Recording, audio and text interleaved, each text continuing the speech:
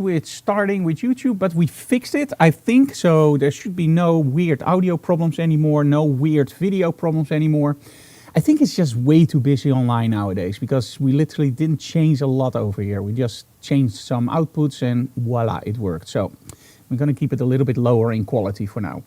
Okay, so Digital Classroom for today. Digital Classroom is actually a program where you can interact with us. So you can ask any questions you want in the chat. We are both live on Facebook and on YouTube. So you can leave whatever comments you want. I'm going to go through them, and any questions you have I will try to discuss during the live broadcast or actually after. Okay, so overall, speedlights. One of the things that a lot of people disregard as, oh, those are just those simple speedlights, or I don't know if they're important. Speedlights can do a lot, especially when you combine them with the right modifiers. For example, the flash benders from from Expo Imaging, of course. But first, let's start our Digital Classroom trailer so you guys know what you're watching.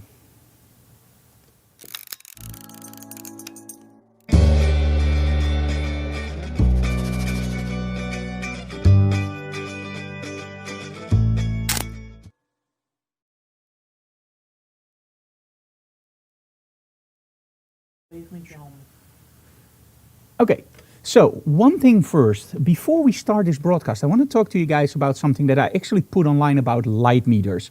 Now, there are a lot of videos out there that actually tell you guys why you shouldn't use a light meter. My opinion is very, very simple in this matter. You don't need to use a light meter to make great images, of course not, because the light meter doesn't change anything in your image. It's not like an effect, it's not a gel, it's not a modifier. The reason you use a light meter is very, very simple, and I don't know why people don't get this. The light meter is there for speed and continuity. So you hold it in front of the area you want correctly lit, you fire your strobes, you get your setting for your camera, you put your camera on that setting, and the first image you take is spot on. Now, of course, you can take test shots with tethering. Of course, you can judge it from the back of your camera. Don't do that, but anyway. But in the end, the light meter is just way faster and more accurate. And in all honesty, do you want your client to go like, hey Frank, set 1, they all look pretty much the same, but set 2, the model looks totally different. Remember that color, X, Y, and a big Y, is determined by 3 different coordinates: hue, saturation, and luminance. If you change the luminance in your color, the color will change. It will become more saturated or less saturated. So that means if you don't use a light meter and you just eyeball it, you can get great shots, but the dress or your model will change per setup. So if you set it up for one setup and you keep shooting with it, everything looks the same. Now you go to the next setup, you eyeball it, and you're like half a stop off or 1/3 stop off. You will see that difference in color. Now I don't get that whole I'm before and I'm against. It's just a tool. Use the tool, be fast. If you don't want to use the tool, don't use the tool. Use tethering or whatever you want to do. But please don't tell people that they don't understand lighting if they use a light meter. Because I think it's the other way around. If you understand your lighting, you will use a light meter. For the very simple reason you know it's faster. That's all I want to say about it. You guys asked me to do it online. This is it. This is my opinion. I don't need a video of 15 minutes to tell you why you should use a light meter. For the very simple reason. Because it's fast. And it's very, very accurate. So make sure you use that light meter. Okay, so today we have our model Melissa. We have some great backdrops from ClickProp Backdrops. And, of course, the chat is open. So let me see. Okay, Bert actually tells me, hey Frank, first pop-up in a few months from YouTube when you start. This is something also, this is maybe for people who just start out. You have to remember that nowadays everything is filtered. So if you don't give a like, or if you don't subscribe, or if you don't leave a comment, you won't get notifications. So if you like our programs, make sure you hit that subscribe button and also hit the bell, because when you hit the bell, you will always get a notification. And this goes for all social media networks. If you like somebody, it doesn't help anymore to just like or follow that page. You have to interact with that page. So if I post a picture online, just give it a little bit of a like. That's all. And then the next time you will see my pictures again. Now, if you don't like something for, let's say, 3 or 4 months, you will get less and less information about that person. So make sure that you interact online, because otherwise Facebook and YouTube will actually start filtering everything out and you don't see anything anymore. So Bert, give me a like. Any more questions, Anna, week on Facebook? Everything is working fine? Well, we have a lot of viewers on Facebook. Awesome, because we started a little bit too late. Okay, so our first setup is actually with the strip light and Melissa. Ooh. Melissa, are you ready? I'm ready. Okay, let me see if I'm ready. I don't know. Okay, Anna-Week, you will take over behind the desk for picture-in-picture. But first he's going to set up a camera, I think. But now they actually see an empty spot. So let me just switch that myself. Which camera do you want to use, Anna-Week? Just hold your hand in front of it. That camera. Okay, perfect. Now we see Melissa. Okay, let me go to picture-in-picture for you guys, that you also can see the settings. Let me go. We only have Anna-Week here because of Corona. We don't have any interns, so it's a little bit difficult for us to do everything the way that we want to. But hey, we're going to get there, right? Or not? For sure. If it doesn't go right, it will go left. And if it doesn't go left, maybe it will go right. Okay. The first thing I'm going to do is I'm going to set my camera for ISO 100. And I'm going to shoot a full manual. And shutter speed, let's say 125th is more than enough. And my aperture, f4. Okay, so one of the things that a lot of people ask, like, hey Frank, when you shoot with small strobes, don't you use ETTL? Don't you use that magic system inside? And can you check that everything goes right over there instead of there? So make sure that you are aware of what happens. Now, when I shoot in a dark studio and I shoot with small strobes on ETTL, it means that it will determine the exposure. But in this studio, there's also a lot of lighting for example, the small atmospheric lighting in the studio or the LED panels. You don't want those interacting with your strobes, right? So what you do is you put your camera on manual mode and on an aperture, and then you can actually shoot with your strobes. Now, even on manual mode, you can still use ETTL. This is something that a lot of people don't know. Let me show you. On the remote control, I can literally go on channel, let me see, channel A. I can go for ETTL. So go for ETTL. Awesome. And now when I shoot, can you stand against the backdrop and just look a little bit that way? Perfect. Now when I shoot, and this is actually ETTL, you will see that the image comes in and the exposure is pretty much spot on, right? That's ETTL. ETTL does a great job when you shoot something like this. ETTL will literally look at the whole scene and then determine an exposure for 18% gray. Again, sorry that we changed camera viewpoints in between. We only have Anna-Week to help me out, so it's a little bit of a disaster. But hey, it's gonna work. Not that Anna-Week is a disaster, of course, but you know what I mean, right? One person helping out is always a little bit of a problem. Okay, so when does ETTL fail? The thing is, you want continuity. You want a constant image quality, but also a constant exposure. So what are you doing, Anna-Week? Power! Oh, you need power. It's on for like an hour. Okay, so never mind. Just forget about what's happening behind the camera. Look in front of the camera. So anyway, so with exposure compensation, you can of course adjust this, but you don't want to, right? You want to make one shot, and you want to make sure that that one shot is continuously. So when I zoom out, the model has to have the same exposure. So let's see how ETTL behaves. So now I'm going to zoom out. I'm going to use my flip-up screen. I'm going to make a shot like this, a little bit more zoomed out. And there you go. And now you will see that the face is actually probably a little bit overexposed. There we go. So how did it happen? At first it was perfect. Now it's a little bit overexposed. Okay, let's try a little bit close up. Okay, awesome. Nice. And now it will probably be okay again. So with ETTL, what happens is that it will constantly change the exposure. This is something that we don't want, because at that point, we literally constantly have a different exposure, and we have to correct that later in our RAW converter. So let's go to manual mode. Let's go for channel A, manual mode, and let's just first turn everything down to 0. Okay, and let's start building up channel A. Now I have to be honest with you guys, normally I use a light meter for this, sure. But because of Corona, light metering at the moment is a little bit different when you have to take 1.5 meter distance. Now, of course, you can use a selfie stick with your light meter attached to it, or you can ask the model to leave and then take the meter reading. during Digital Classroom, because it's a live stream, I'm not going to use a light meter. And this also proves my point. Watch this. I probably don't nail the exposure at once. And if I do, yeah, we can't cut that out because it's live. But I'm pretty sure I need at least 2 or 3 shots. Okay. Yeah, it's a little bit too much. So let's go down. Okay, still a little bit too much. Let's go down even more. It's getting better. This is okay. Let's go down even more. And as you can see, by changing my output, I can literally just control the way that my model looks on the images. So overall, I'm getting there. So I like this exposure. So, okay, now make it a little bit more interesting. Now when you look at the light setup, you see that we're only using one strip light. It's a flash bender with an attached grid. Now when I zoom out a little bit more, you can actually see the effect. So let's stay here. There we go.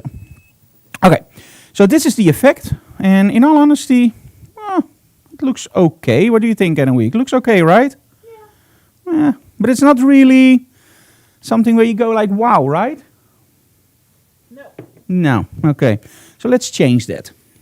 Okay. So the first thing you have to know is that there's something called edge transfer. Now, edge transfer is the difference between light areas of the shot and darker areas of the shot. And that edge transfer, that can be big or small. Now, when you use a hard light source, the edge transfer is actually pretty small. It's almost like an arrow. It's like, boom, dark, light. Now, when you use a really, really big softbox, it becomes really nice and smooth between dark and light. So what we are going to do is we're going to actually place the light a little bit closer to our model. And by placing the light closer to our model, we're going to do 2 things. One, we're going to make it a little bit softer. But the other thing is, because we are using the light closer to the model, there's another rule in photography called the inverse square law, meaning light falls off over the distance. And that means that if I place it really close to our model, it will fall off really fast, creating a more beautiful backdrop. Because when light falls off quickly, you get those nice contrasts. And this is also where ETTL totally messes up, because there's so much dark in the image and just a little bit of brightness that it will overexpose it like crazy, trying to get that blacks up to 18% gray, what will never happen. So let's place the light really close to our model. And this is something that I see a lot of photographers not daring to do. They always have the lights pretty much far away from our models. And I like it really close. Don't you? Yeah, me too. Okay, so. And of course, normally I would use a light meter now to meter the light again. I'm just going to wing it that way. And again, that's because of the 1.5 meter distance. There we go. And now you can already see that this is a way more engaging image. Light falls off really fast. You have this beautiful shadow of the head. And I just like it a lot. Can you turn a little bit that way? I want to see a little bit more of the necklace. Yeah, perfect. That's nice. Chin down just a little bit. And as you can see, it's a little bit on the hot side. So let's go to F8. That's nice. I really like that dark look. Nice. This is really dark. Now look at this. The moment she looks away from the light, you get this really, really dark, moody look. Which in this case, maybe 2 fiery eyes, but not really. So look a little bit up. There we go. Nice. Love it. Would be an awesome Halloween shot. We're just going to shop in 2 of those coal lights. Oh, awesome. Okay, you can also walk around your model, of course. And that gives you even more options. And get some really nice shots. Nice. Or make it a little bit more flat. A little bit more glamour look. Nice chin up. There we go. Love it. So by moving around my model, I control my contrast. If I shoot into the light, you get nice rim lighting, you get nice contrast. When I shoot more with my light, you get it more flat. But the inverse square law, light changes over the distance, keeps going. So let's make it a little bit more adventurous. Let's take that whole light source and place it in front of our model, aim it like this down, and then go all the way up. Now, these are really cool stands called Triad Orbits. And the only thing is, somehow I always have problems with opening them up. Anouk, can you... Anouk somehow just does it. I need it up high. So there is this trick, and somehow I always miss the trick. And she doesn't. Ah, so we tightened it too fast? I think so. No, there it goes. That's awesome. Okay, now the other one. So I will help you. This is a two-man job. Yeah, there we go. Awesome, thank you. That's it. That's it? You got it? Yeah. Okay. Does it hold? No, I have to tighten it. There we go. Awesome. Okay. Yep. All during a live stream. Cool. Okay, we're going to do the same thing. Okay. Look straight at me, please. Nice. Now look at the light fall off. If it fires. You turned it off. Oh, I turned it off. Oh, yeah. Very smart. It's one of those days. There we go. Now, as mentioned before, I will adjust a little bit. So I'm going to go to F10. I guess. Yeah, there we go. This looks awesome. Nice, Melissa. And I like that really dark, moody atmosphere you're getting now. The light really falls off. She has to look a little bit up. There we go. Nice. Love it. Now, when she looks a little bit too much down, you see that there's hardly any light hitting her. But as soon as she looks the right way, it looks absolutely awesome. Okay, I want to see a little bit more of the necklace. Just stand against the backdrop and just like this. Really. Yes. There we go. Chin up just a little bit. Okay, chin down. Look at the difference. When she... One moment. Anouk, did you replace the batteries? For what? The strobe? I don't know. I don't think so. Again, it's one of those days, guys. I'm so sorry. Oh, that's my... When something goes wrong, everything goes wrong. Okay, a little bit too dark. Open it up. This is why, again, I love light meters, because I take too many test shots at the moment. I'm already frustrating myself. There we go. This is better.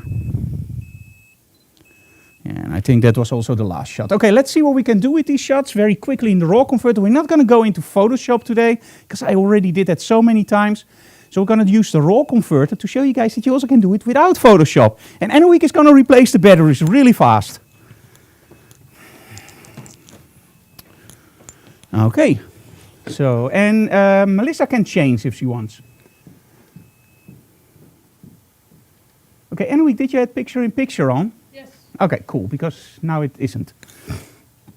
Okay, first things first. Let's take out the black ones. There we go.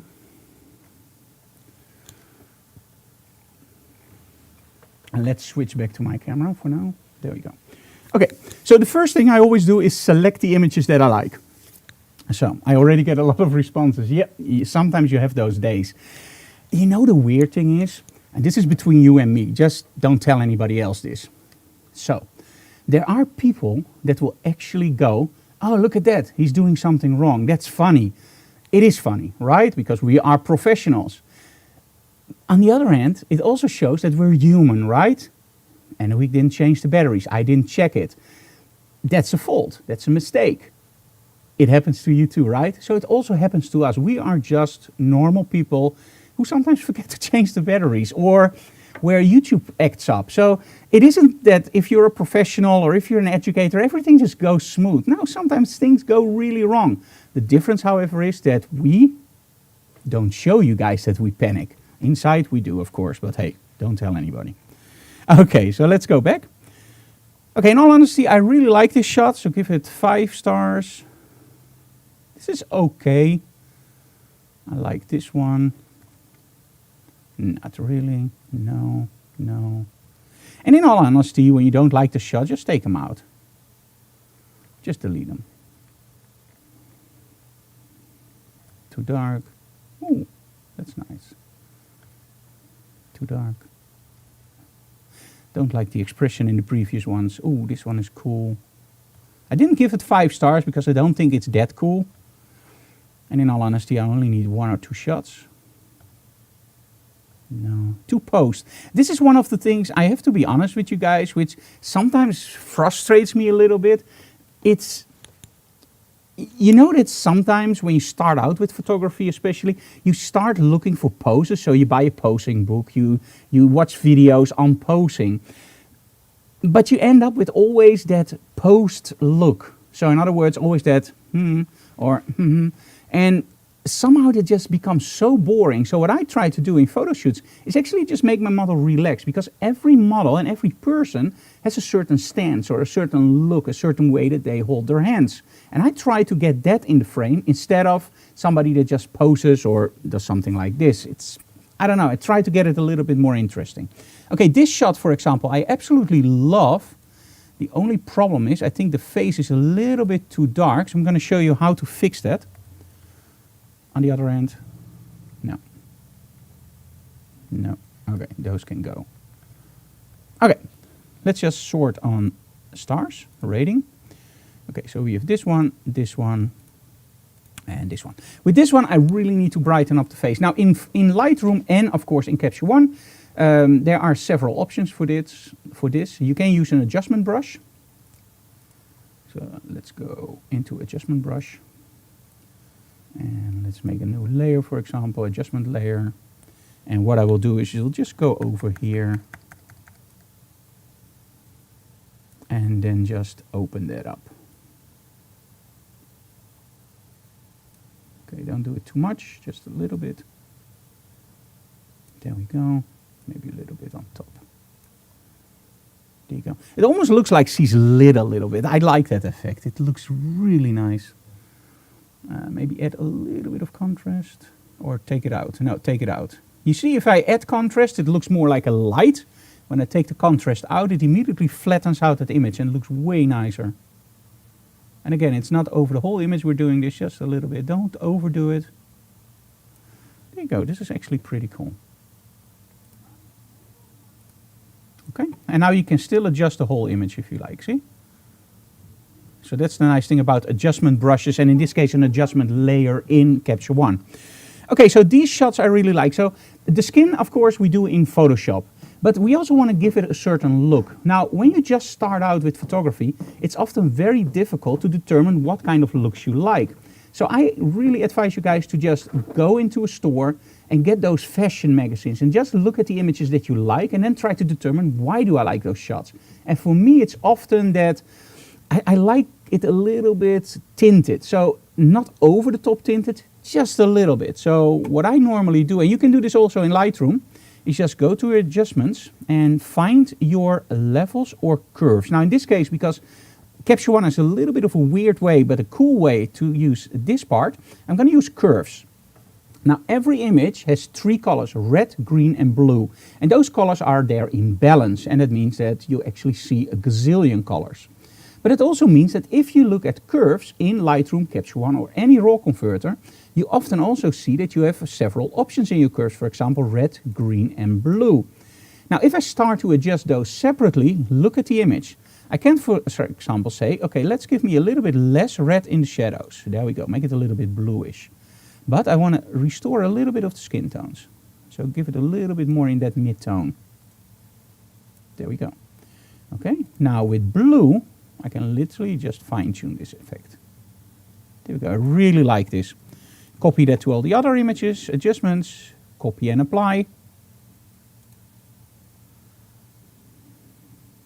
Okay, layers won't be adjusted, it's normal of course.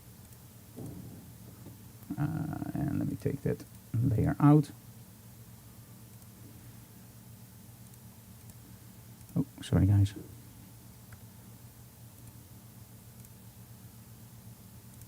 There we go. And take the layer out here. Okay, and now you see that I copied all those settings to all the images. You also see something else appearing, like, hey, this is weird. In this image, I really like the look, but when I go to this image, I actually go like, I don't know. It looks really weird, right? It doesn't look right. Now, do you see a difference between this shot and this shot? Yeah, right? This is more like a moody shot. This is what I talk about when I say this is more a storytelling shot. And in a storytelling shot, the color is incredibly important because color evokes emotion, and emotion actually tells a story, right? So in this image, those extreme colors really work. But when I copy those extreme colors to something like this, you go like, see, looks sick. See, doesn't look right. So let me just reset this, and let me do the same thing for this one.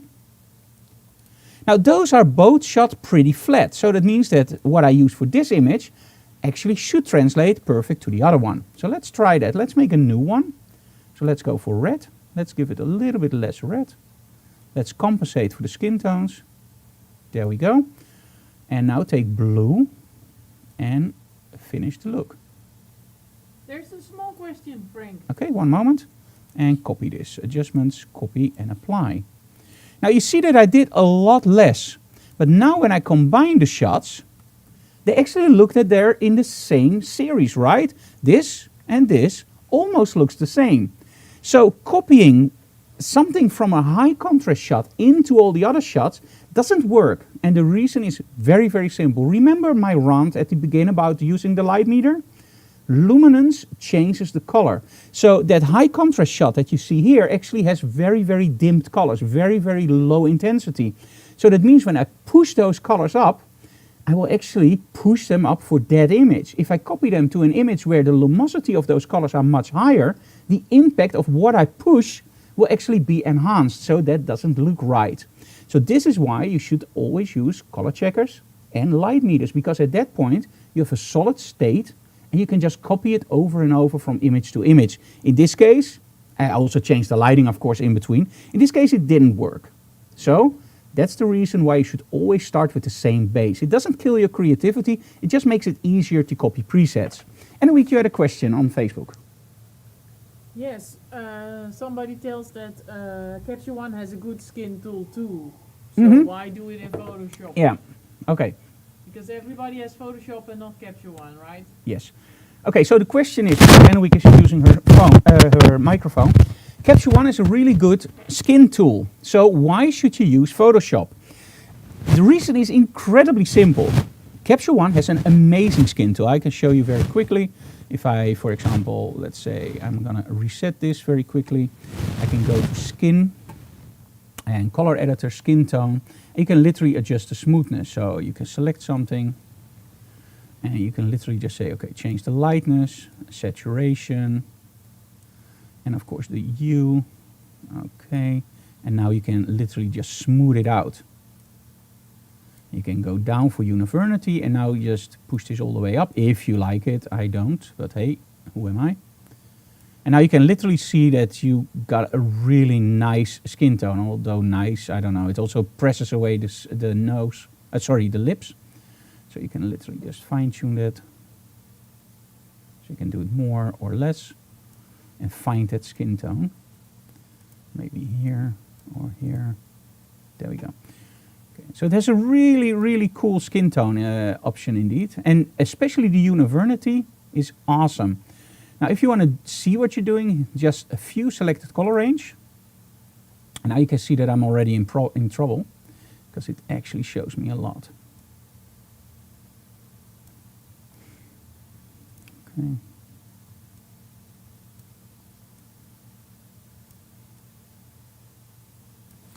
Okay, let's do an adjustment reset and you can see the difference.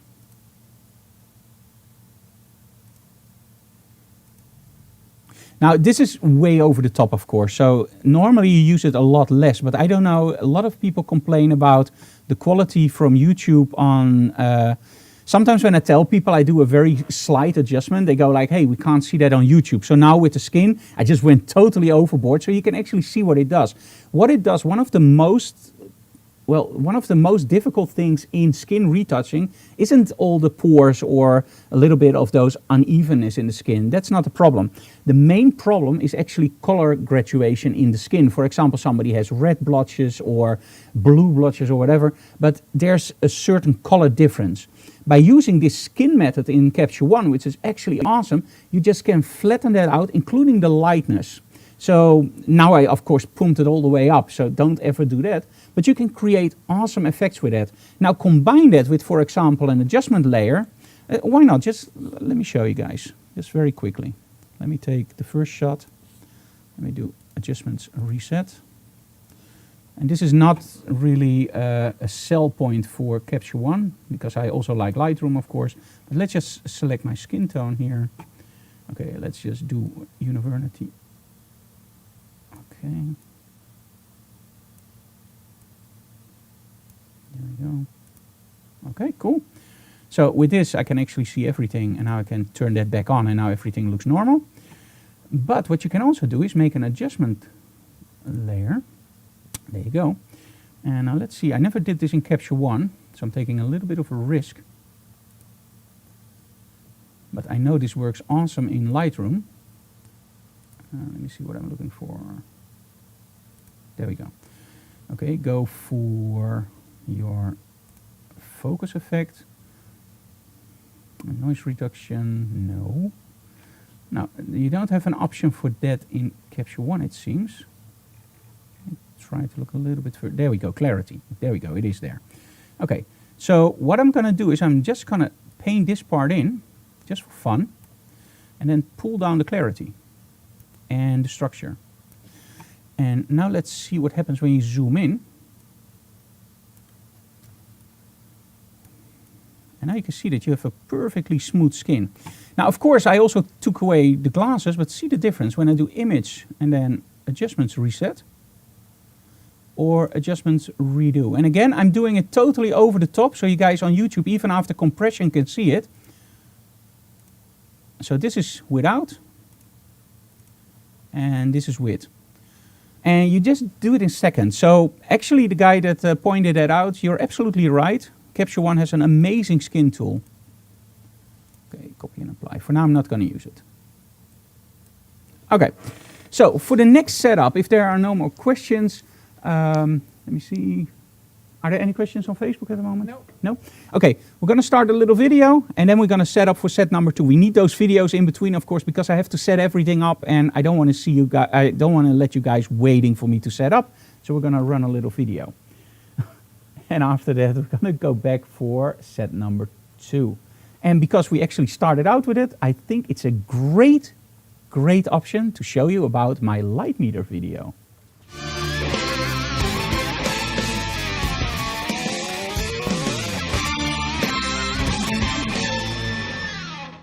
Hey guys, my name is Frank Dorhoff and I'm the author of the book Mastering the Model Shoot.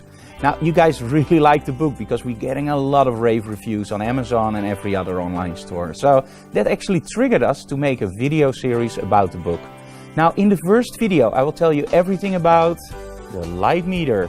Now, in digital photography, I think the light meter is the one thing that confuses people a lot. Shouldn't I use the histogram, Frank? Isn't there a meter inside the camera? Where do I point the meter? Towards the pretty girl? Towards the camera? Towards the light source? Where? There's a lot of confusion out there. Now, in this video, I will give you in more than 70 minutes all the insights out about the light meter.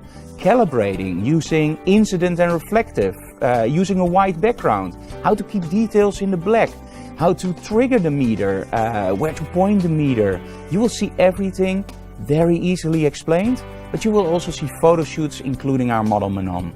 This is one of the videos if you're slightly interested in the light meter, or if you already have a light meter and you want to know everything about it, get this video. It's called Mastering the Model Shoot, the light meter, and it's the first video in a whole series that we're going to release in connection to our book Mastering the Model Shoot, and it's available now from our website.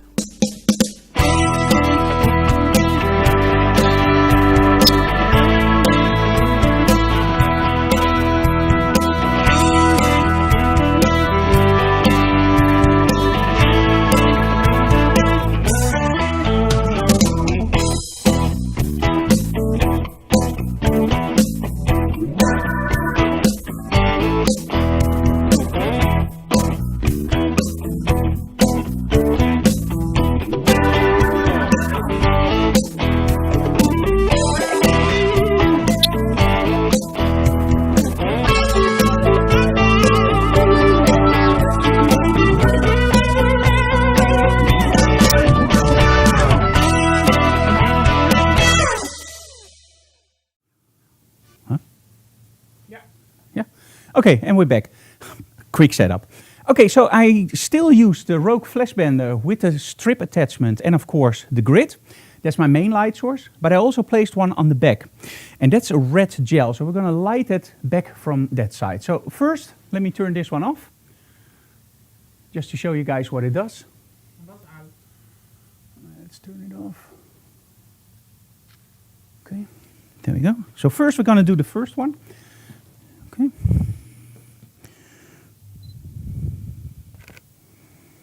Okay, way too hot. Let me turn it up. Okay, channel B. Nice. Okay, let's just turn it a little bit this way. Awesome. Let me change this to B for now.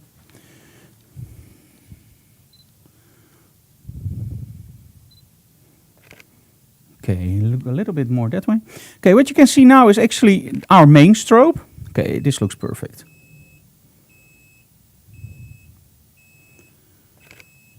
Perfect. Okay, and now what I'm going to do is I'm going to add a little bit of light on the back.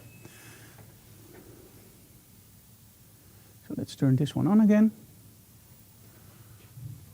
Let me see. Of course, it's always on the other side. There we go. Okay. I place it as close as possible to my backdrop, and I just want to create a nice lighting effect. Okay, just look a little bit that way. Perfect. Okay, now my channel A can be a little bit more powerful. Okay.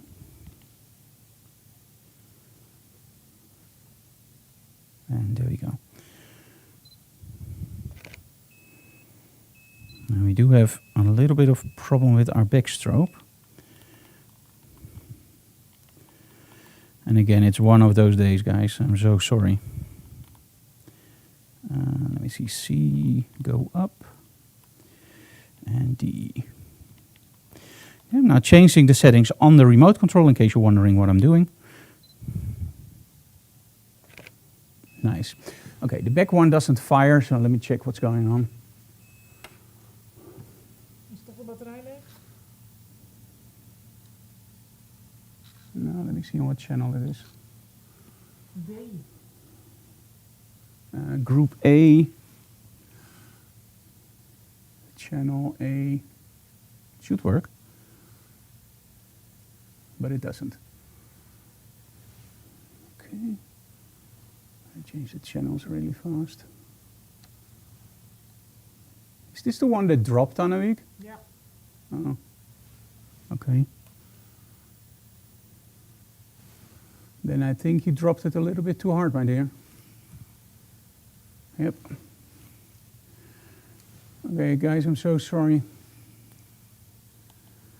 Do you ever use small flash outside? Yes, we use small flash outside a lot. If they work. Okay, I'm gonna quit with this one. Annawie, can you change it for another one? Yeah. Or just start up a video very quickly. I'm gonna try to fix this, guys. Just give me 1 second.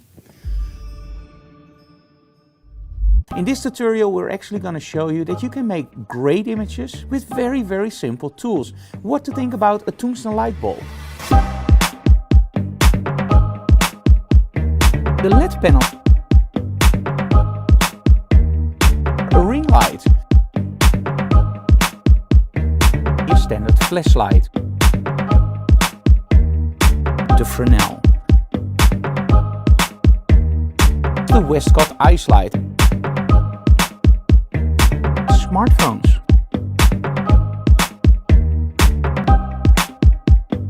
The Lume Cube. The chandelier. Christmas lights. We call them light snakes over here. This is one of the most creative lighting videos I ever created. I'm very enthusiastic about it. It's available now via our website. See the links. Maar dan kan ik niks veranderen. Hey guys, welcome in the Netherlands, Amsterdam. This is my home country and my name is Frank Dorhoff. Working with models, that's what I love to do. That's where my main passion is. Working with models gives you the option to create something amazing. I try to really dig in deeper. And to dig in deeper, you have to make sure that your model is at ease. How do you pose your model? How do you style your model? How do you make sure that your image really tells that story? If you want to know more about working with models, check out my class on coaching and working with models on kelby1.com.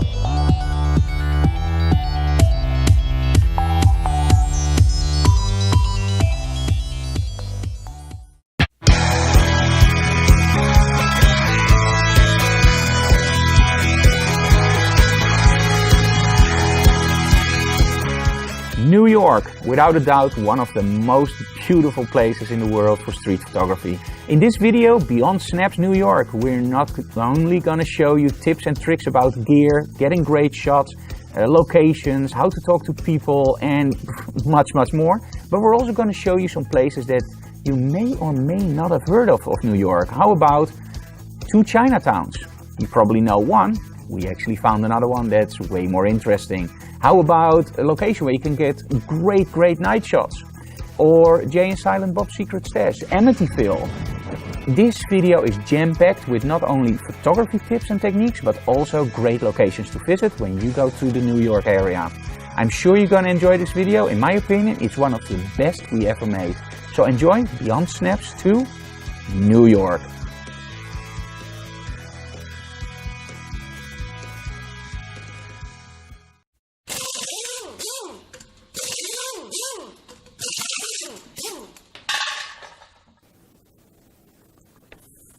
Great shot. Hey guys, I'm Frank Doroff. I'm the writer of the best-selling book, Mastering the Model Shoot. Now, during my workshops, I get a lot of questions about people. What about raw developing? How to set my camera? Do I need Adobe RGB? Do I need sRGB? There are many questions out there. And the best thing to start with is use Lightroom and Adobe Photoshop. That's where you start. But after that, if you want a little bit more quality, if you shoot a lot of tethered setups, Capture One is actually one of the best programs out there. It isn't the best in library modes. It isn't the best in map modes. That's where we still use Lightroom. But Capture One is an awesome RAW developer. Now, what is a RAW developer and why is it important? Think about the old days when we had film. The choice of chemicals and the choice of film made a huge difference. The same film developed in different chemicals gave you totally different end result. The model was still the model, the landscape was still the same landscape, but you get more definition from one chemical. Or you get a little bit more detail or a little bit different colors. Also depending on the process. And that actually is the same thing for the new digital sensors. A digital sensor records a raw image. There's no color space attached to a raw image. It's the raw image. You have to attach a color space yourself. This is also one of the most heard problems during, for example, social media stuff. How do I set my camera? If you shoot JPEG, choose sRGB or Adobe RGB. If you shoot RAW, it doesn't matter because the RAW file is the RAW file. There's no color profile attached. That's what you do in your RAW converter as soon as you go to JPEG or TIFF. And most workflows, of course, will be TIFF 16 bits because then you have a lot of stuff to work with. And then you can use the bigger color spaces. But hey, I'm getting way ahead of this stuff. I don't want to teach you too much because this is a promo for a new video I created. Now, next to Lightroom, one of the most famous and best known RAW developers is, of course, Capture One. And Capture One has had a turbulent experience for me. It started when I shot medium format, I needed Capture One. And now when I shoot Sony and even when I shot Canon, I quickly found out that the raw developing of Capture One was awesome. But a lot of people have a lot of questions about how does it work? With Lightroom, I know how everything works, but how does it work in Capture One? And that's why we created this video for you guys. It's a total walkthrough about how I set up Capture One to work with Lightroom and Adobe Photoshop because those are still my main programs. Capture One is used for raw developing and it does such an amazing job at that. So, check out the video on Capture One raw developing workflow from me, Frank Doroff. And I'm sure if you have any questions about Capture One, they will be answered in that video.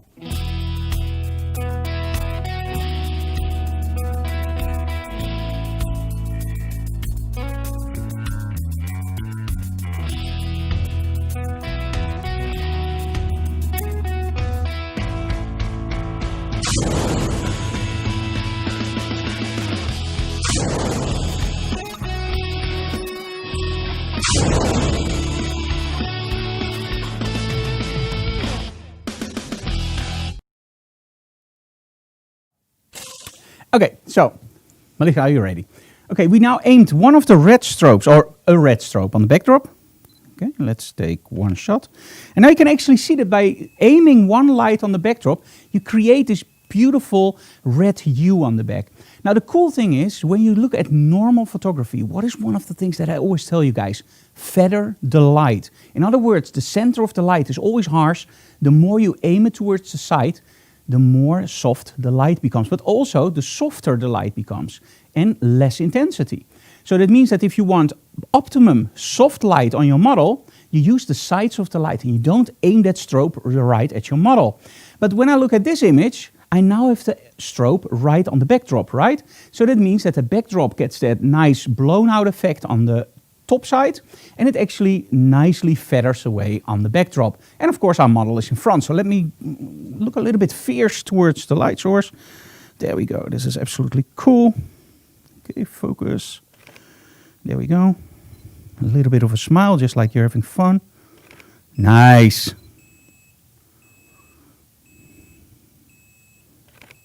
Awesome. But now what happens when I change that backlight? When I literally just steer it the other way. So watch this. So I'm gonna make it a little bit in between our model and me. Our model and the backdrop.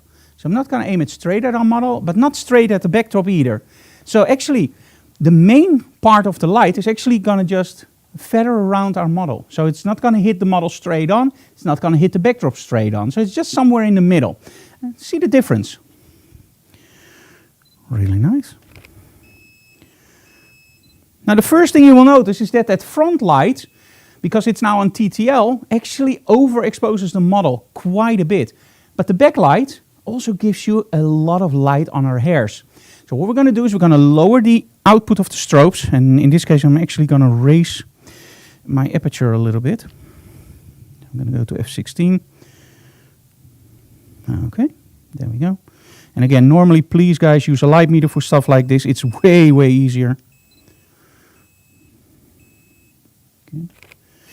So now by changing it, you get a little bit more of that mood, but also look at the backdrop. That blown out light is now totally replaced by something that I always call a little bit more of an atmospherical light. Just gives you a little bit more oomph in your shot. Okay, this one I like a little bit closer to our model to give it a little bit more output. Oh, I don't want to hit you. Oh, there we go. Okay, nice. Just look a little bit that way. Perfect. And there we go. Look a little bit up. Nice, love it. And now I'm actually painting with my shadows. And as you can see here, the light falls off really fast and it gives you that nice, almost old-fashioned glamour look. A little bit like the 60s and 70s where you had those nice light fall-offs. I absolutely love that. So in all essence, of course, you can shoot it with a big softbox and then light your model completely. But I think that's a little bit more boring. By aiming the light on her face and just letting the rest fall in shadow, just creates so much more mood in an image and so much more atmosphere. Okay, let's change the light output just a little bit. So at the moment I'm controlling the light output by my aperture because I can do that on the camera. And as you can see, the strobe really struggles with this. Okay, this is better. Chin up just a little bit. There we go. Love it. Okay, this light, let's change that a little bit more towards the front and lower. So let's place it here and just go lower. And I'm going to use it almost straight on my model to create a little bit of a beauty-like look. I'm going to shoot from a slightly lower angle. Okay, are you ready? Nice. Let's go up a little bit. Let's go to f14. Nice, love it. That's nice, just look straight at me. Oh, sorry. Have to wait for the beeps. Chin up just a little. That's nice. Love it. There we go. Nice, look straight at me. Chin up just a little bit. Lovely. Okay, just cross your arms. Awesome.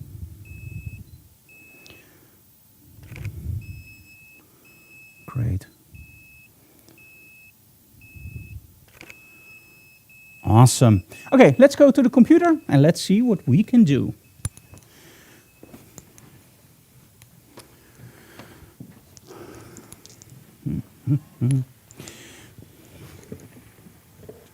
Okay, let's go back to my camera.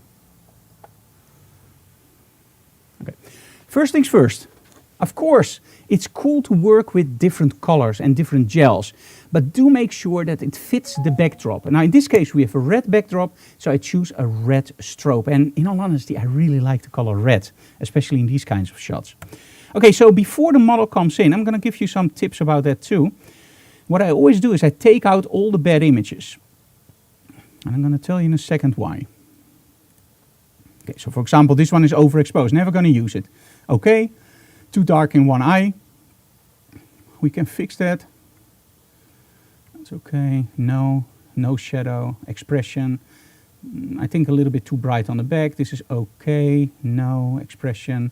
Okay. Ooh, yes. No shadow. A little bit too dark, but we can fix that. This one is nice. No. A little bit too straight on. Don't like the hand. This is okay. No, I don't like the arm. Cross the arms, not really. Yes. Okay, so the reason I actually delete images in between before I normally show my model is all the images that I have now I can or fix or I don't really like them, but I like them. And if the model now chooses an image, I actually always have an image that is okay to my standards. Now, of course, our models are great, but sometimes you have a client that is really demanding and you go like, I want to see all the raw files. And you go like, no, I don't give away my raw files. And it just keep pushing. Now, at one point, you have to make a decision. Do I give my raw files and do I keep a customer, or do I lose my customer and don't give the raw files? In my case, I would never give the raw files. But anyway, let's say that you do. You get your list back, like, can you please retouch this one, this one, this one? Remember that as a photographer, we look totally different. We look at shadows, we look at expression, we look at storytelling, we look at so much more than just if somebody smiles nice. So by deleting the images that you don't like and then renaming everything, that's really important. Make sure you rename after that the whole set. So now, for example, if I know, okay, this is going to be my final selection, I'm going to select everything and I'm going to go image, batch rename. I'm going to go for Melissa and start at 1. Whatever. There we go. It has to be, how do you call it? Concursive? No? 1, 2, 3, 4, 5, 6, 7. You know what I mean, right? No breaks like 1, 2, 10, 15, 20. So the reason why I do this, if I deliver this to a client, they actually see 1, 2, 3, 4 up until maybe 150 or 200 images, whatever you deliver to your client. Somehow it doesn't trigger like, hey, there are images missing. And of course, during a photo shoot, you shoot a lot of images, but you can always tell the client like, hey, no, those were test shots. Don't even go there. But anyway, so now when my model chooses something, there's always an image there where I go like, okay, it's not my favorite image, but at least I can retouch it for her. Okay, so how do I select the images? Again, I'm looking very much for shapes and for something that's different. So for example, an image like this, somehow this appeals to me a lot in black and white, I think. I like the light on the back, then I really like this shot. And somehow I don't like the hands here, but this one, yes. Okay. So how would I retouch something like this, for example? I think in these kinds of images, I really would go for a strong black and white. And let me just do it without any presets. So let's go for black and white conversion. And again, in Lightroom, this works exactly the same, only it's in a slightly different position. Okay, enable black and white. Now, the cool thing about black and white, and we just filmed today our final part in a brand new tutorial about glamour lighting, the light of the old masters. You guys asked it for many, many years. Please, Frank, do a video on those film noir looks like Harcourt, George Hurrell, those black and white images, film noir, detective-like stuff. So we did a whole tutorial during the lockdown where we filmed exactly that. Lois is our model inside, and Melissa, actually, we just shot outside for some outside images with really cool old lenses like the Helios and Auto Takamors. That video will be released soon. But there's one part which is very, very vital for black and white photography, and that is understanding that black and white is something different than taking the color out. A lot of people think if I just turn back to saturation, I have black and white. And in essence, you do. But you have an image without saturation, without color. Now, when you look here, you can actually see that although I have enabled black and white, I still have red, yellow, green, cyan, blue, and magenta. Now, I have to explain this a little bit. Now, when you went to kindergarten, you know that there are actually more colors than red, green, and blue, right? So I just told you there are 3 colors, red, green, and blue. That's not 100% true. You have reflective colors and additive colors. Reflective colors are colors that you see on your print. Additive colors are actually the ones that you see from your monitor. So that means that your monitor, your display on your phone, the TV, or whatever you use, projectors, all use RGB. Now, when you start to print and use ink, you actually use cyan, magenta, yellow, and key. And often in printers, key is actually black because it determines the luminance in the colors. And a week. This was the last set, right? Yeah, this was the last set. Yeah. Yes. Okay, so when you print, you use different colors from when you watch. And of course, you can combine those colors, because when you look at the color triangle, and I know a lot of you guys probably know the triangle, you see that red, green, and blue are the primary colors. Cyan, magenta, and yellow are the secondary colors. Now, why is this so important when you go for black and white photography? Because black and white photography doesn't have any color, right? Not really. Watch this. Now, red is, of course, in the skin. So when I change the red, look at this. I can literally make my skin go bright or dark. Yellow, of course, is also a little bit in the skin. So I could, for example, say, okay, let's lower the reds a little bit and push up the yellows. Or lower the yellows and push up the reds. Totally different look. This one awesome in ugliness, and this one awesome in nice glow effect. And there we go. Now, green is hardly in this image, and as you can see here, it's only a little bit on the dress, so just forget about it. Cyan, not in the image, so forget about it. Blue, not in the image, but magenta, oh yes, that's in the image. Or not? Well, in this case not. That's a surprise a little bit, to be honest. Normally magenta is also a little bit in the skin, I don't know. Maybe she's a weird model, I don't know. No, she's nice. But normally you will also find magenta a little bit in the skin. Let me just try to push this down, by the way. Let's see if magenta then works. Nope. Melissa is a model which has absolutely no magenta in her skin. That's awesome. Okay, let's give it a little bit of a glow. Okay, there we go. Now, of course, in this case, we also want a slightly tighter crop. So let's do that. Awesome. And of course, with old-fashioned photography, we need a vignette, without any doubt. So let's go for a vignetting. Let me see. This is the one thing that, if I have to find one thing in Capture One I don't like, is everything is in different locations, like in Lightroom or Luminar or DxO Photolab. You everything have nicely underneath each other, and with Capture One it's all in different areas. So that's a little bit. Of course you can change it, but because I teach, I always leave the software the way that it was intended to be, so the way that they actually released it. The only thing I do is I change all my settings to the right side in Capture One, and the reason is very simple. I'm using a Cintiq. So that means if I have my pen and I want to make adjustments, I don't have to do it on that side and block my image, but I can literally do it on this side because I'm right-handed. If you're left-handed, make sure that all the settings are on the left side, because then you don't block your image with your hand. It's very simple. Took me a while to figure it out. Okay, so reds. I can still change, of course, my curves. So now I can literally say, okay, in the highlights I want a little bit more red, but in the shadows I want a little bit less. And look at this, it changes the image dramatically. So I really like this. Okay, let's give some vignetting. Nice. Okay, and let's go for the standard settings. So let's go up and let's add contrast. Not too much. Open up the shadows just a little bit more. Let's go for highlights a little bit. Yeah, a little bit up. What I'm doing now is by changing the highlights very fast, I can literally see where everything blows out.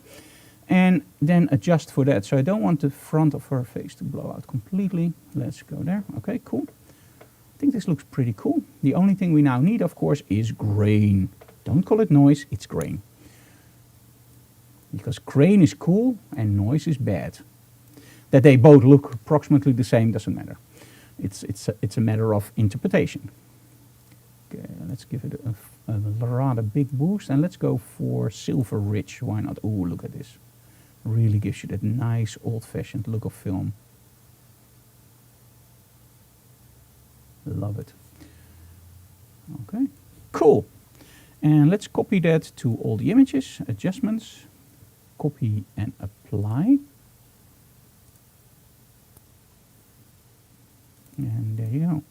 Now the only problem, of course, is it also copied crop. So I don't want that. That was my mistake. Same here.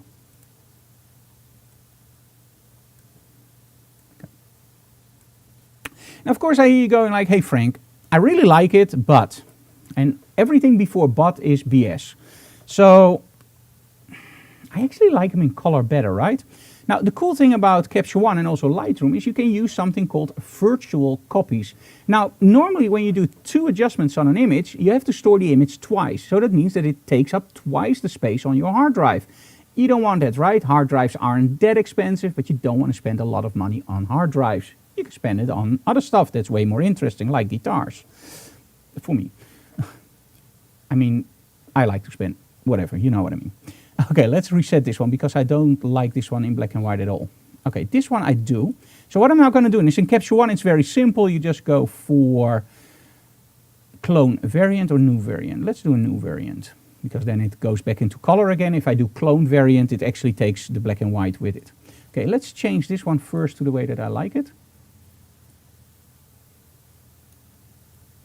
And as you can see now, using that light meter, guys, really, then I don't have to change anything. Now every single image I have to touch up. And I really hate that. At the moment I don't see another option. Okay, really nice. And as you can see here, there's a little bit of an issue that there's only one catch light in the eyes. And actually in your raw converter you can also copy this. So get the clone tool. Change this, by the way, for a clone layer. New clone layer. Okay, and what I'm going to do is I'm going to take this little part here. Oh, sorry, wrong button. And I'm just going to copy it here. There we go. Awesome. Yep, looks pretty okay. Now, of course, I can also make an adjustment layer and take a brush and just open up the eyes just a little bit. And just do it like this, and maybe a little bit here. There we go. Open it up. You don't need a lot. A little bit of contrast, a little bit of shadow detail. There we go. Looks pretty cool. Now, when I put it out, as you can see here, catch light and a little bit there. Now, again, you can do this also in Lightroom or any raw converter you use, but I just think it creates a little bit nicer image. Okay, so let's start our retouch for this. Now, there are many different ways you can do a retouch and look for colors. Of course, you can use the curves, but you can also use presets. Now, one of the things that I highly recommend you guys is actually go to our websites and download our preset packs. And I will give you the link.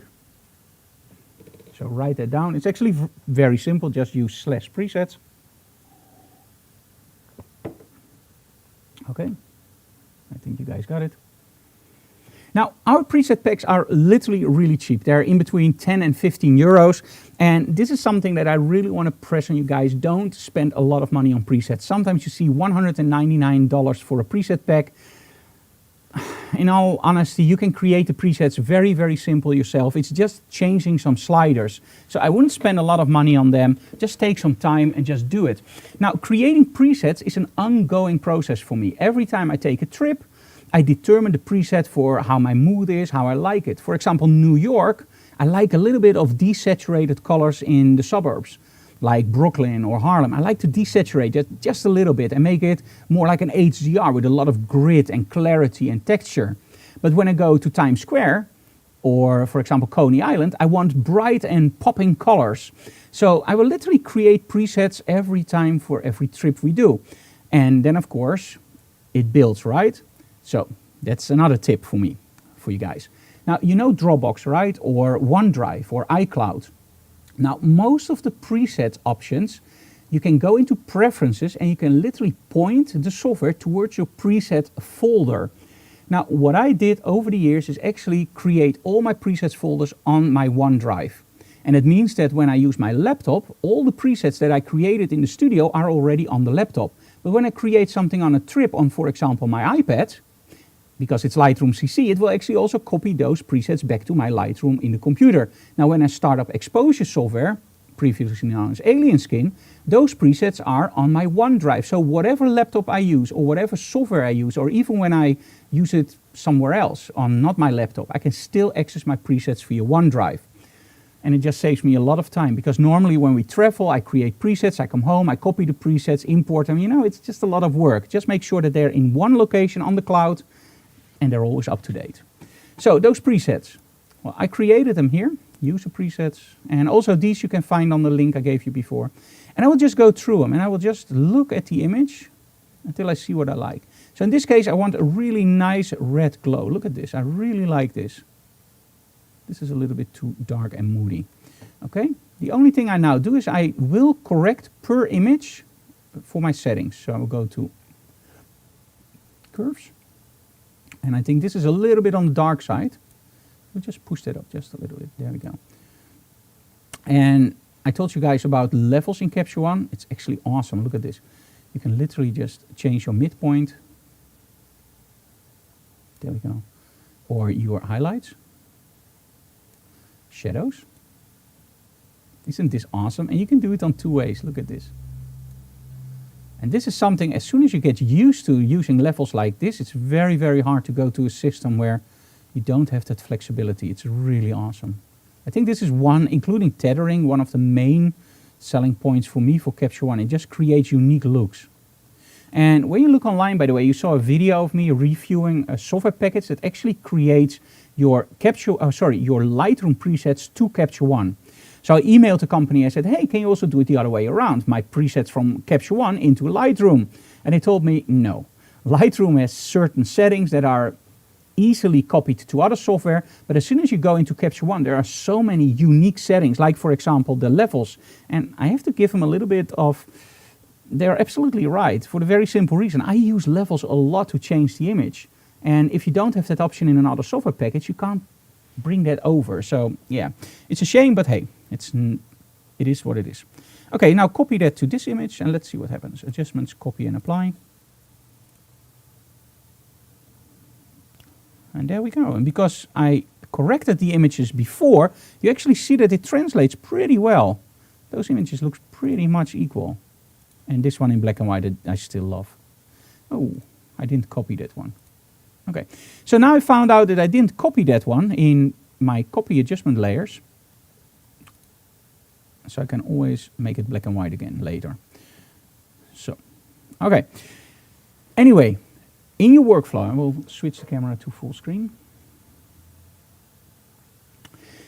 When you set up your workflow, there are a few things that you really have to think about. What am I going to do afterwards? So a lot of emails get to me where people literally ask like, hey Frank, one of the main problems is I start my photo shoot, I take great images, but then later in Lightroom or Photoshop, I still have to determine which way do I want to go. Now in 90% of the cases, 10% is still creativity, but 90% of the cases, the moment I see the model, I already start to think like, okay, so we have a red backdrop, let's do a red gel. If she has a red dress, maybe don't put her against a red backdrop, or maybe do, and just create that wraparound effect. But you have to start thinking about this in forehand. Now there's a program called Patreon, and I will leave that link here just for fun. Oh, I don't have the link here. But it's just find it online. It's Patreon. Oh, here we have it. There we go. Okay. So on Patreon, what we do is it starts at $1 a month. I literally do a review of images every single month for certain people. And what you see is that often the images look absolutely awesome, but there are those little details that miss. For example, somebody just sent something in with a lot of space here, but the feet were cut off. So just do that differently. Now the cool thing is, almost every video I do, I go like, oh Frank, should I really say this? Because it's so obvious. Maybe they had a reason behind it. So I start thinking like, maybe they want to cut off the feet, or maybe they want to do this. Over the years, I learned that they just didn't see it. Because as soon as I point it out, I get a lot of responses like, oh, that's dumb, I never saw that.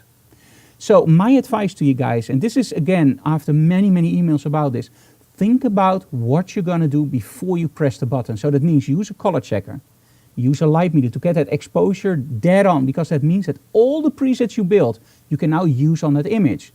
But also when you see your backdrop and you see the clothing of the model, don't be afraid to go like, okay, this doesn't fit, and change backdrops. Don't push it. When you have a green backdrop, it doesn't make any sense to use red gels or blue gels. Just try to combine everything together. And when you're outside and the sun is shining very, very bright and you have all those nasty shadows on the face of your model, give her sunglasses, because as soon as she starts wearing sunglasses, somehow those shadows are actually cool. So that's just very, very simple tips, but they saved me a lot of times for the very simple reason, you can't fix that stuff later in Photoshop. You can't put sunglasses on, or you can't change the color of the backdrop. Make sure the moment you press the shutter, you're fine. Okay, let me see if there are any questions. Do you ever use small flash outside? I think the reach is very limited, or not. Yes, I do use small flash outside sometimes, because you actually have something else in small flash that's absolutely awesome, and that's high speed sync. Now, when you take normal strobes outside, a lot of strobes are still limited to 1/60th of a second or 1/25th of a second, depending on the system.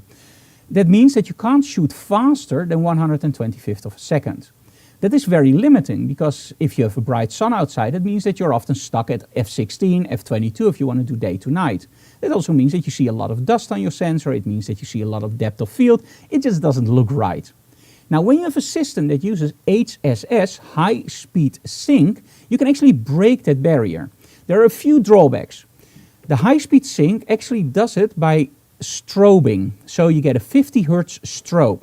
That means that it's not one strobe firing, it's actually a lot of strobes. And that's because your shutter curtain is actually very, very narrow. So when you shoot on 125th of a second, your first shutter curtain opens, the sensor is exposed, the strobe fires, and the second one closes. Now when you shoot on a higher shutter speed, this actually happens. It opens up and the next one follows. This is why when you shoot too fast, you get those black bars on top of your image. And that just sucks, right? You don't want that. Now, by using high-speed sync, by strobing it, you actually light the sensor every single strobe. So that means that the whole image is lit. It's like Harry Potter magic in a small strobe. The thing is that really helps outside is if there's a bright sun and you want to shoot on f2.8, you don't need a lot of power. You just go to 4,000ths of a second, you put your strobe on high-speed sync, and you can literally shoot it on 1/4000th of a second on 2.8, meaning day to night, shallow depth of field, but you still have your strobes. Now, of course, one of the things is, hey, I don't have enough power of those small strobes. Yes, if you use a softbox or a strip light, those babies eat light. This is also why my flashbender, the Frank Doro flashbender, actually uses a silver inlay. Because white, it reflects, but it doesn't give you extra stops of light. The soft silver is still soft silver, but it gives you about half a stop, sometimes even a full stop, depending on how you angle everything. But it gives you a lot more power, because if you angle in the flashbender, you actually compact, and then with silver, it just gives you a little bit more light output if you angle them. It's really awesome. So by using 2.8 fast shutter speed and the right modifier, so no softbox, nothing that eats lights, just a reflector with a flashbender that's angled, you can really get away outside with lighting. Now, if you think, Frank, it's still not bright enough, add another strobe. That's the cool thing about small flash. They're small and you can just keep adding them. So if you have 5.6 and you need f11, 5.6, add another strobe, you have f8. Now you have two strobes for f8. Add another one and another one, so double it, and now you have f11. So when you start out with 5.6 on full power with 4 strobes, you can actually go to f11. Hey Frank, I don't have 4 strobes. Buy 4 strobes. No, I'm just kidding. If you don't have 4 strobes, you can always use the trick by getting the light closer to your model, because the inverse square law dictates light falls off over the distance. So the closer you place that light to your model, the more light output you will get. So there are many ways to overcome that problem. Okay. And another one, by the way, I just thought of that one. You can also get on AliExpress, you can get converters for small flash to, for example, Hensel or Elingram on Pro Photo. And anyway, can you give me the 14-inch reflector from Hensel very quickly? Or just that one? That one is also fine. Yep. Now, when you look at this one, this is a Hensel reflector. And what you can see is there's a lot of silver in here. And of course, a small opening here. This is what you normally use on your strobes. This will give you a tremendous amount of light output. Now, when you use a converter ring that actually fits over here and you can put your small strobe in here, outside, this will literally give you at least 2 or 3 stops more out of your small strobe. So use these in combination with a converter ring. And those converter rings on AliExpress, in a week, 30, 40 bucks? Yeah, and those insides are also silver, just like the Yeah, blue flash band. those are also silver and nice, and well, they're nice. I don't know if this is soft silver. They're pretty much sparkly. So this just gives you a lot of light. And we also have the 14-inch that's actually this big. So that's a lot bigger. That gives you even more light. Okay, any more questions? Hi Frank, great work. Thanks for the great examples. You're more than welcome. I have to be honest, this episode didn't run as we wanted. Somehow I have problems with adjusting the strobes from a distance. One dropped, so I think something changed. But hey, we're figuring everything out as we go. And I hope you guys actually enjoyed what we did. Although, and this is I think one of the learning points, even if I can't control my strobes, so I have to work with what the strobes gives me. You saw that I can create images. The most important thing is don't panic. Do your work. And as soon as the client is gone, so as soon as we press no more live stream, that's when I take my strobes and I'm going to figure out what went wrong. Because literally before Digital Classroom, everything worked. One of the strobes fell over and now I can't control them anymore. So there's something weird going on, but don't show people that. If you're a professional, you just continue and you just talk over it, right? And you just give the people what they like. So I hope you guys literally enjoyed it. Wait a second, Oh, Frank. wait a second, You okay. always got, you also got some compliments on Facebook. And you can tell the people about our latest book yes. about small flash. Yep. We got a new book.